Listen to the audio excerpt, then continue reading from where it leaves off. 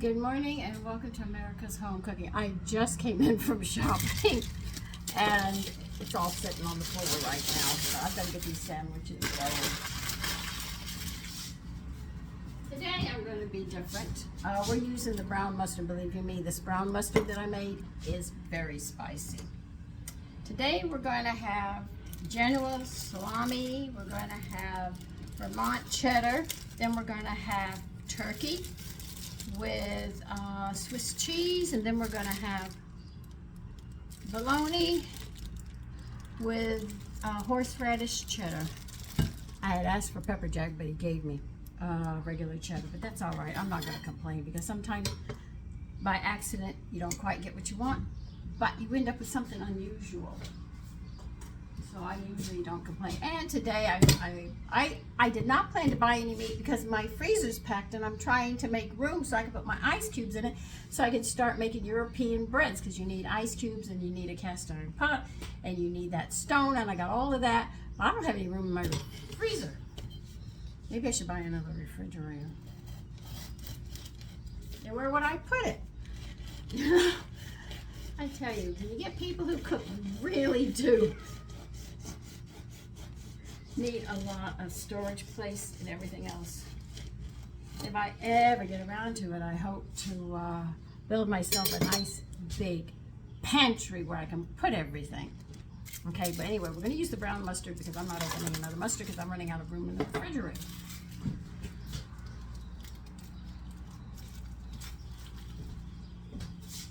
And I'll probably put, I've had Carolina, I might put Carolina coleslaw on this. Though it's lost some of its color, it's still very good. Oh, I'll put you down so you can see what I'm doing.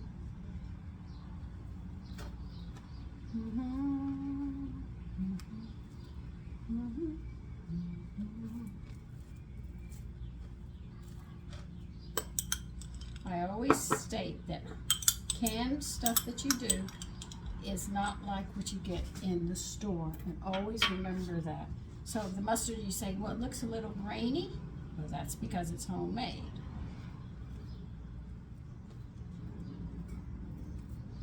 Now remember, they took these recipes, a lot of them, from people who made them, housewives. And they gave them the recipe for like $500 or $250 or something like that. And they are making a mint off of it. And for the first 50 years, that's why they make you sign a contract, so they get the rights to it. Nobody can make the recipe until 50 years are up. A long time ago, 50 years ago, you could not get the all-purpose flour recipe. Well, now you can.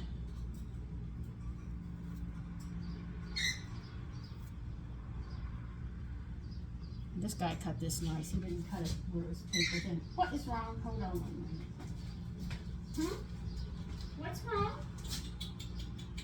You gonna bite me? No, don't bite me today.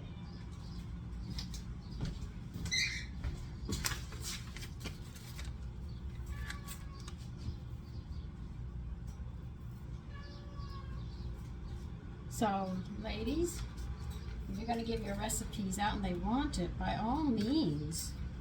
I guess now they have people who sit there and do the chemistry of it and will break it down to what you use so they don't have to give it to you. But if they ask you for the recipe, instead of taking the money, tell them you want that much in stocks in the company. Then you'll have an income coming in constantly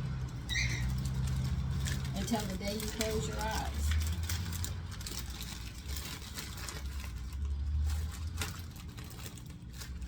Because that's how Nabisco, I think, the company, I'm not sure, but their grandmother or great-grandmother, women exchanged recipes, and she wrote them all down in a book, and they took them, and they patented them, so the first 50 years they were theirs. You couldn't make it or anything, you know, even near like what they have, and that's how they do it.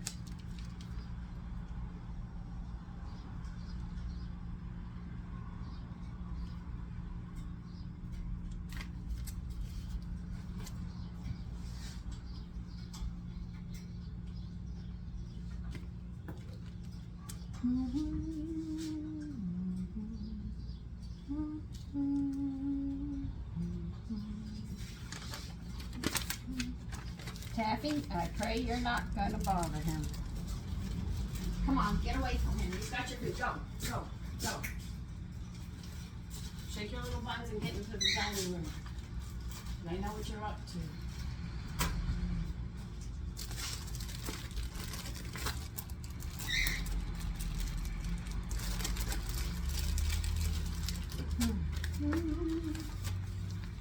This is the turkey I'm putting on now. This is the only thing bad about turkey. You see how it is? It's not really cut nice. They cut it thin, but it just falls apart when you try to put it on a sandwich. So it's really just a mess.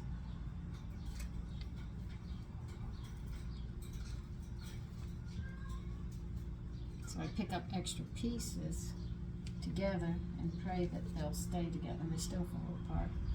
Sometimes you get them just right, but other times they just don't.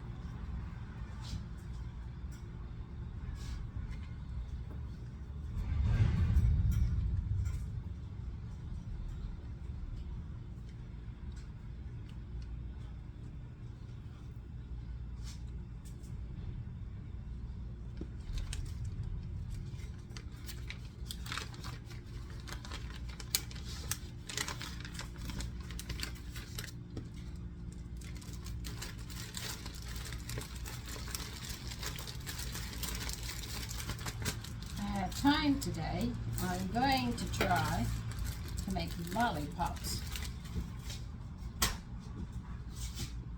My girlfriend was saying, Sandy, you have to get, I said, yeah, I know, I've been reading. I have to learn how to temper chocolate and stuff. I said, no wonder my chocolate candies I tried to make didn't work. I didn't know without tempering.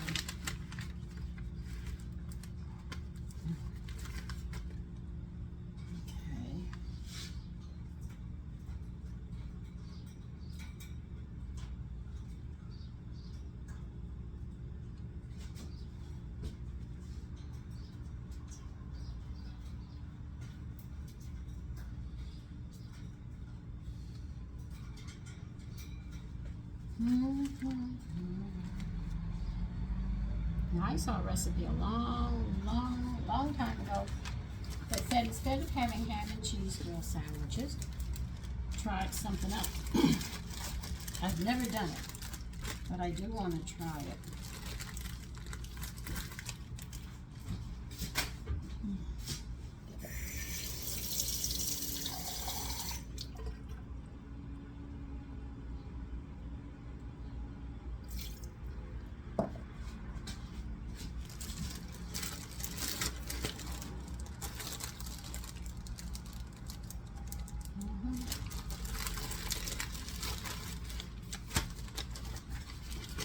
I had the recipe for making bologna. It's just that I need a smoke. That's why I said I should get a smoke. I saw one for $100 and some odd, but they said it's very flimsy and there were complaints about it. So I said, okay, I'm not going to get that one, but then they have another one. They said it really works well, and he uses it all winter. I mean, I'm not going to be using it all winter, and he says it lasts most of them seem to last just about 3 years. So I said to myself, well, I'm not going to be doing that kind of smoking. At least I don't think I am. But if I do smoke, I don't think I would be doing it twice a week all the time. But, you know, I would put the meat in as much as I can get in there. Do it at once, and then I can freeze a lot of it up. The only thing is I have got to learn how to clean casings, and I don't know how. Then I can make sausage, kielbasa. Kielbasa. And since my butcher will get all these lovely cuts that I need, I can weigh them out and make my own sausage. And kielbasas. I even have salami. I got the recipe for salami. That's a little more complicated. And some of the other ones, I don't even know about. I mean, I've made breakfast sausage one way, and here's another, and I got another recipe for it.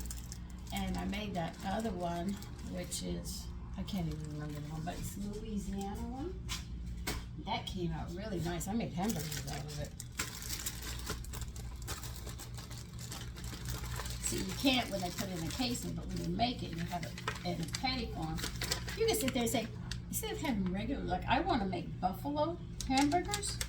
I still have the hamburger rolls. So, and I have buffalo meat. So my thing is why not?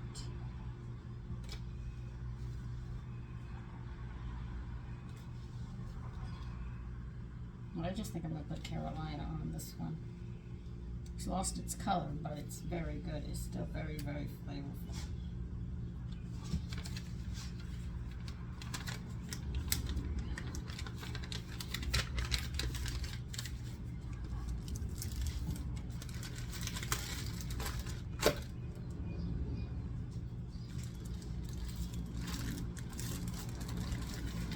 Okay.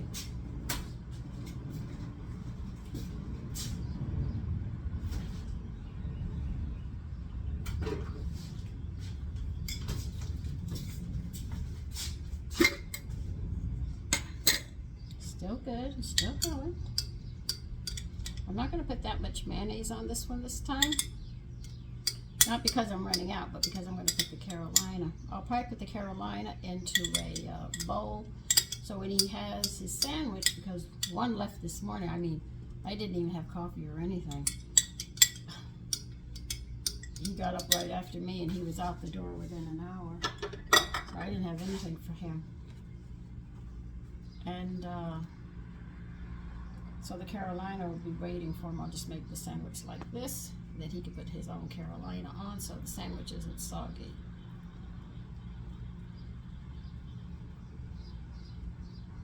And you notice I didn't tear it out this time because I'm not packing a lot of stuff in it. I'm just going to have this. And he can put the Carolina on it. So let me go get my Carolina and I will be back. Okay, I am out of Carolina coleslaw. So what I'm going to do is use pickled peppers and onions to put on the sandwich. I had all colors of peppers in here, and I'm going to serve it with pickled beets.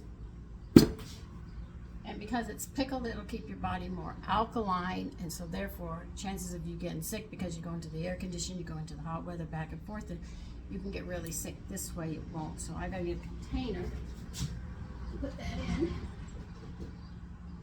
so he can pack it up for him to have.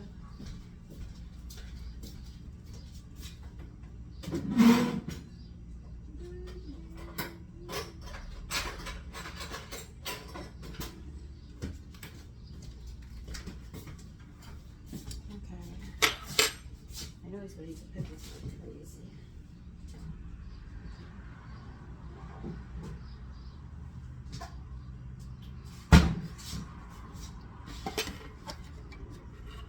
Okay.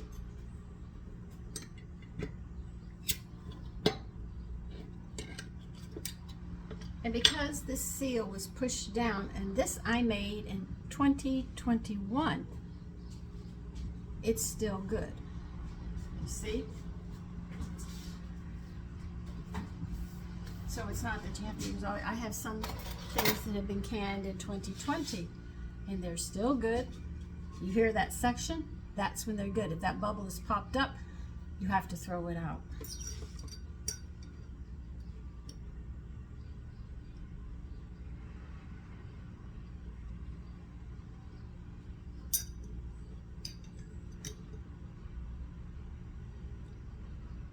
These were yellow, green, and red bell peppers. You see, with onions, and that's what he's going to put on his sandwich, which will go excellent with it. I should know, we've had it before. And if you're worried about this,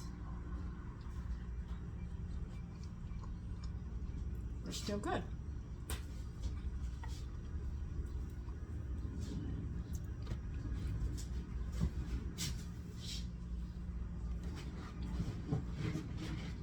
Peppers are not soggy. They're chewy.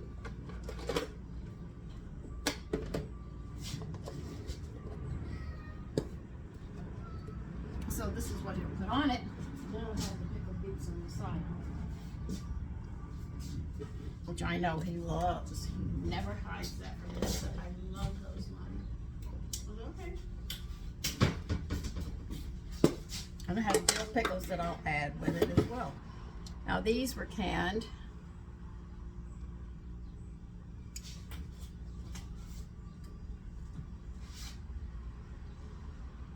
Oh, these were canned last year. You go through the, he eats a whole jar of these by himself. He loves pickled beets. In that section, as long as there's a section, you're safe.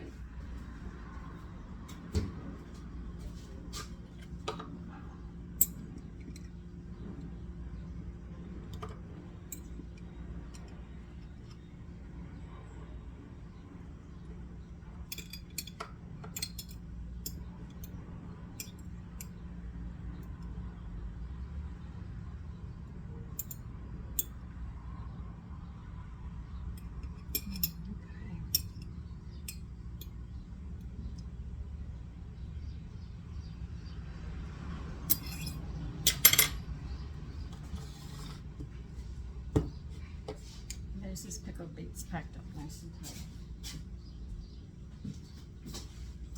Now I know my other son, who took off early this morning, he says, Mommy, I want part of this sandwich. Yes, you'll get some of the sandwich. I'll put it on the side for you.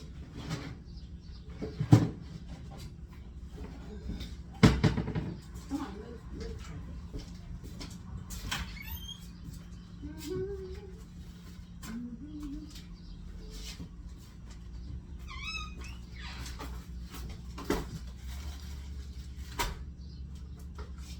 Wrap my sandwiches with wax paper and foil. I don't know how people do it today.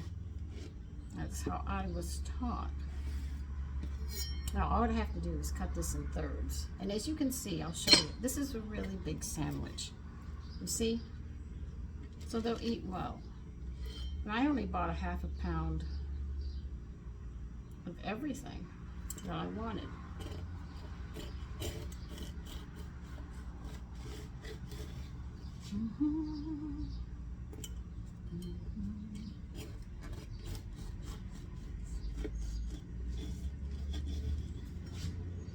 You eat a sandwich like this, you're not going to be very hungry later. And as you can see, I cut it into thirds. Now, when you make a sandwich like this, you can cut it into fifths, sixths, you can cut it in half. You can eat it whole.